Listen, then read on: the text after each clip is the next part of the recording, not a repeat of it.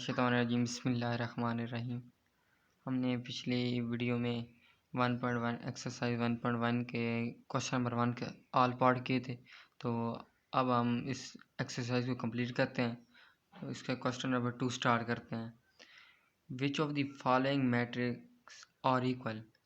हमने बताना है कि ये सारी मैट्रिक्स दी हुई हैं, इनमें से कौन सी मैट्रिक्स इक्वल है। इक्वल का मतलब है कि इनमें से कौन से जो मैट्रिक्स है ना, उनकी रो और कॉलम सेम है। तो हमें इनको बताना है भाई इनमें से कौन कौन से एक रो और कॉलम के लिहाज से सेम है। तो सबसे पहले देखें ना, पार्ट ए है, ये पार्ट ए देखें ना।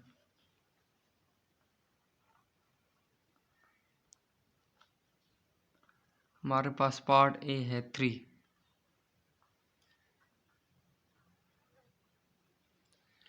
और पार्ट सी जो है ना वो हमारे पास है 5 - 2।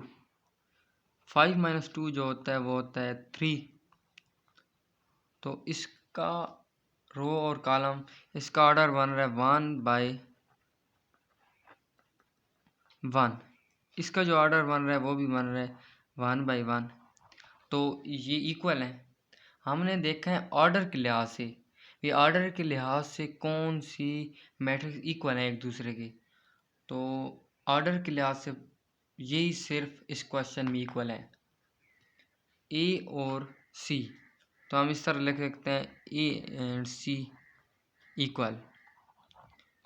तो हमने बताना, सबको बताना है ना, सारी जो भी हैं इक्वल। तो इसके बाद हम देखें बी को, बी पार्ट को। बी पार्ट हमारे पास है 3, 5। इसके अंदर आप देखें 2 कॉलम और 1 रो है। तो इसका जो ऑर्डर बन रहा है 1/2 बन रहा है। तो हमने अब ऐसे देखने हैं जिसके अंदर ऐसी मैट्रिक्स देखनी है जिसके अंदर 1 रो हो और 2 कॉलम हो। तो इसके बाद नेक्स्ट है डी। डी हमारे पास है मैट्रिक्स 5, 3। तो इसका भी यही बन रहा है 1/2। इसके बाद हमारे पास है आई मैट्रिक्स है। आई मैट्रिक्स में भी इसी तरह 3 + 2। तो ये बन जाएगा 3, 5। इसमें अब बी, डी और आई इक्वल हैं। तो हम इस तरह लिख देंगे बी = डी एंड डी = आई। ये हमारे पास प्रूफ किए भाई। पहला हमने प्रूफ किए ए और सी इक्वल है, इसके बाद बी और डी और आई इक्वल हैं। तो हमारे पास जो रह गए हैं वो 3 रह गए हैं, तो वो भी हम प्रूफ करते हैं। अब हम देखेंगे पार्ट ई को। ई हमारे पास जो है ना वो है 4, 0, 6, 2। अब हमने क्वेश्चन में देखना है इसके अंदर कितनी रो और कॉलम है। इसका ऑर्डर है 2/2। कौन से पार्ट मैट्रिक इसी तरह 2/2 की मैचिंग से है। तो हम देखेंगे बुक पर क्वेश्चन को कि कौन सा मैचिंग कर रहा है। तो इसके साथ आप पार्ट एच देखें, एच मैट्रिक देखें। एच मैट्रिक का यही है 4, 6, 0, 2। तो जो इसका ऑर्डर है वो भी है 2/2।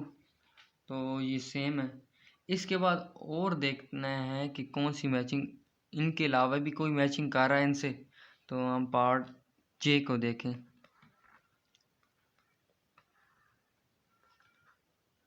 2 + 2, 2 + 6, 4 सॉरी, 2 - 2 और 2 + 0। इसको जब कैलकुलेट करेंगे तो ये बन जाएगा 4, 6, 0, 2। तो ये भी सेम आ रहा है। इसका भी रो और कॉलम सेम है, 2/2 ऑर्डर है। तो हम लिख देंगे E is equal to H is equal to J। ये हमारे पास कंप्लीट हो गया। और इसके बाद जो लास्ट रह गया वो रह गई F पार्ट।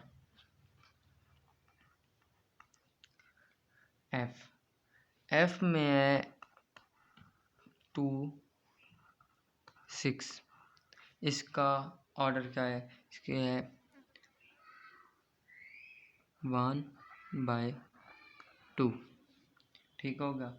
इसके अलावा देखें क्वेश्चन में कि कौन से इस ऑर्डर से है क्वेश्चन है। और तो इसमें आप जी को देखें, जी 3 - 1 3 + 3। तो इसका ऑर्डर सेम बन रहा है ना, 2 6। तो इसका भी ऑर्डर है, सॉरी यहाँ पे था 2/1 क्योंकि 2 रो है और 1 कॉलम है। तो इसका भी यही ऑर्डर बन रहा है, 2/1। तो ये हमारे पास प्रूफ हो गया है। ये हमारे पास प्रूफ हो गया, F और G इक्वल है। हमने यहाँ पे प्रूफ कर दिए कि कौन कौन सी मैट्रिक्स हैं हमारे पास वो इक्वल है। ये हमारे पास आंसर आ गया। अब हमारा लास्ट थर्ड क्वेश्चन है। तो इसमें कहता है find the value of ABCD which satisfy the matrix equal. तो हमें यहाँ पे मालूम करना है A, B और C और D को। तो इसको फाइंड करने के लिए हम ये देखें ना, ये मैट्रिक्स और ये मैट्रिक्स इक्वल हैं। तो हम A + C = 0 कर देंगे। इसको इक्वेशन नंबर 1 कह दें आप। ठीक है। इसके बाद इसको इसके इक्वल कर दें, C - 1 = 3। ये C यहाँ पे रहेगा और 1 को दूसरी साइड पे लेके जाएंगे तो 3 + 1 = 4। हमारे पास C की वैल्यू आ गई 4। अब हम जो C की वैल्यू है इक्वेशन नंबर 1 में पुट करेंगे। ये हमारे पास C की वैल्यू आ गई। इसको हम इक्वेशन नंबर 1 में पुट करेंगे। Putting value of C in equation 1।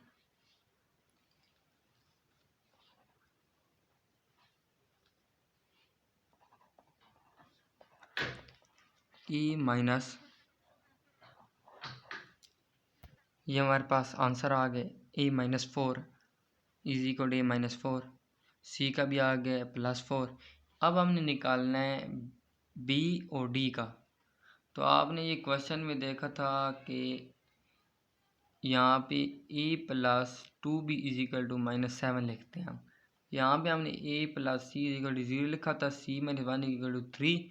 तो हम यहाँ पे लिखेंगे A + 2B - 7। और इस इक्वेशन को इसको लिखेंगे 4D - 6 = 2D।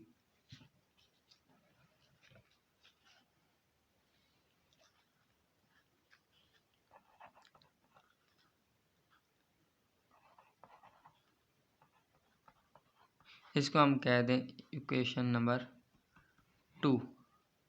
ये हमने ऊपर लिखा है। तो उसके बाद हम इसको इसके इक्वल लिख देंगे।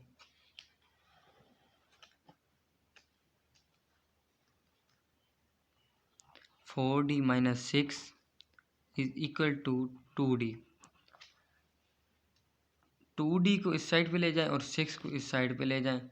4D - 2D = +6 हो जाएगा, वहाँ पे नेगेटिव था यहाँ, दूसरी साइड पे है तो पॉजिटिव, तो ये 2D रह जाएगा और ये 6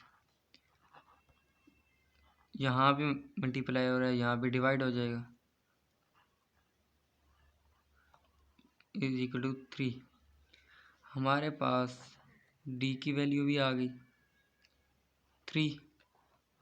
अब हमारे पास जो वैल्यू रह गई है वो सिर्फ रह गई है b की वैल्यू, तो हम b की वैल्यू निकालेंगे। तो इसमें हम putting the value d in equation 2, हम इक्वेशन 2 में d की वैल्यू पुट कर देंगे। ये